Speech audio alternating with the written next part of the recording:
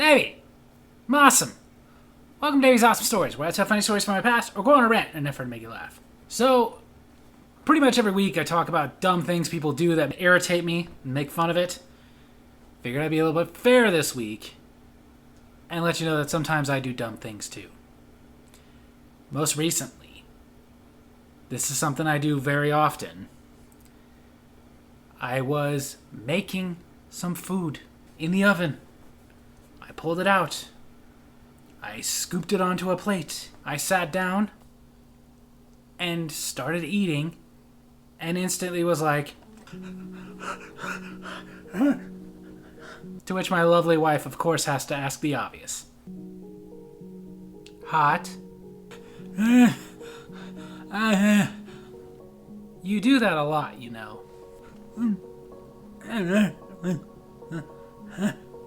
It even says on the box to let it cool for a few minutes. But you never do. I'm not hungry in a few minutes. I'm hungry now. Can you taste now? Probably not. Was it worth it? Probably not. Are you gonna learn this time? Again, probably not. Yeah, I am one of those people that no matter how often I have burned the crap out of my mouth on a pizza roll or a Hot Pocket or something, the part in my brain where the memory is stored of let it cool doesn't exist. But then again, I didn't get like this waiting to eat. But it made me think of some other times that I've done things that were, let's face it, very dumb. For example, one of my wife's favorite stories. Because my wife's a baker and a bit snobbish about it. I was 17 years old. And my mother had gone to the store, and among the things she had bought a chocolate cake mix. And I wanted it. And she didn't make it. Day after day went by, I'd open the cupboard, see the cake mix sitting there, wondering, when are you going to make this cake? Even asked her, when are you going to make this cake? Soon. What do you mean soon? It's been in there for like a couple of months. What special occasion are you saving for? No one's birthday is anywhere near here. Yours and Josh isn't for a couple of months. Dad just celebrated his. You never make a cake on mine. I'll make it later. Okay, but ever since you've bought that, I've been wanting some chocolate cake. Can you please just make it already? You know what? You want it so bad, you make it. I don't know how to bake. There's instructions on the box. Go for it. So I did. And it didn't go well. So I did grab the box. I read the instructions. I did what it said. Put the measurements and everything in there right. Whipped it up like I was supposed to. Put it in the oven at the temperature I was supposed to. But please keep in mind, I was 17 years old. I had never baked before. I didn't cook much back then. Now I cook a lot. I like to cook. I don't bake all that often, but sometimes. But back then, it didn't occur to me that it says leave it in there for this long and check. I should set a timer. I just made the rookie mistake of looking at the time and thinking, okay, come back at this time. I'll just know. And I left it in there a little too long. Not way too long. It didn't burn or anything. But when I was like, oh crap, it's been too long, I pulled it out and it wasn't burnt, but it was a little stiff. Like, you could tell that cake was going to be crunchy. So what do? I don't want to throw this away. We don't have another cake mix. Idea! I'll just sprinkle some water on the top. I'm pausing because this is the point where my wife starts laughing. Now you may be going like, how much water? Not a lot. I basically just turned on the sink, got my hands wet, just wet, not like cupped it or anything, just wet, and let it splash around, put some on top, and said, okay, that should soften it. Now let me put the frosting on. Here's a little tip for those of you who don't bake. The cake kind of needs to be dry before you put the frosting on. Because that was a pain in the butt trying to get that frosting on. All it really wanted to do was move around, not spread.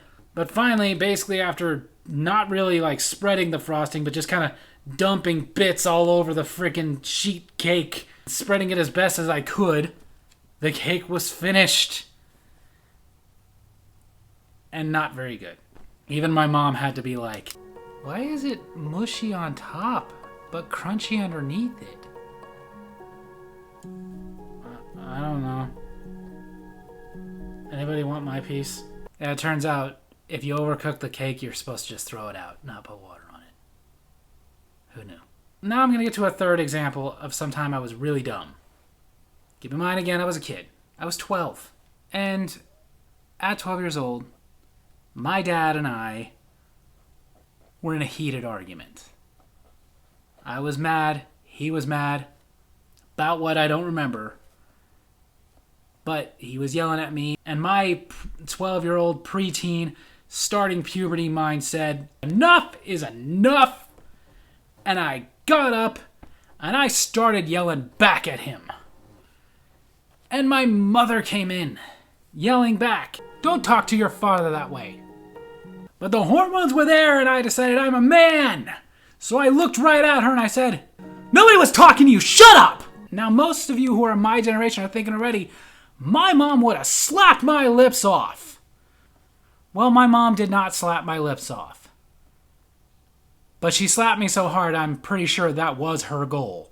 You ever get hit in the lip and your lip isn't busted open but it feels like it was? That's what I was doing. I was checking my lip because I was sure she had to have split my lip. She didn't. It was swollen, but not bleeding.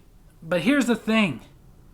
At 12 years old, a big news story was that a 14-year-old divorced his parents. Now, those of you who might remember this situation, none of us really knew the facts of the case. We didn't know that this was like a boy genius who was emancipated from his parents because the court agreed, okay, he's old enough, he can take care of himself.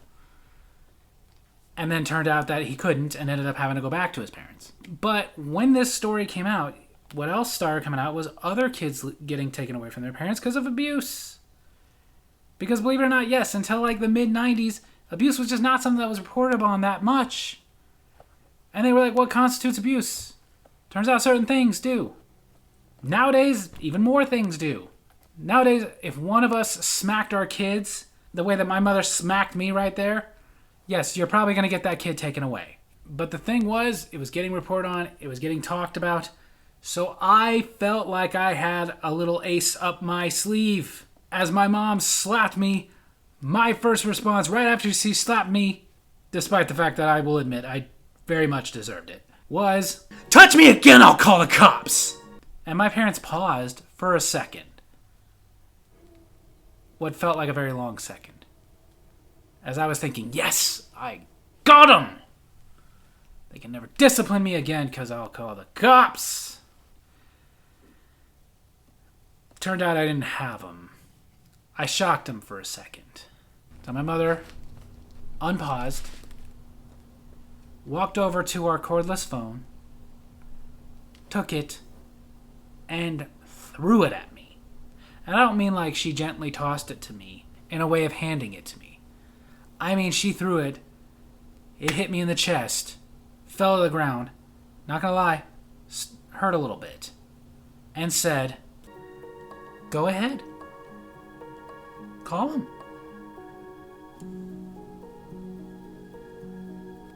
Pick it up.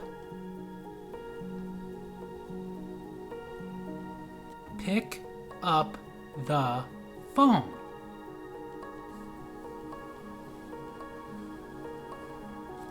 And then my dad walked right up to me and said, just remember, I got at least 5 minutes before they get here.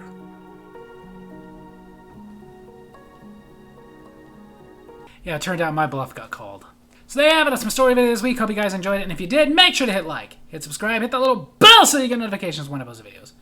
Leave a comment so I can respond to in my next comment corner. Give me some examples of times that you did things that you know were really dumb. Or make fun of me for putting water on cake. Love you guys.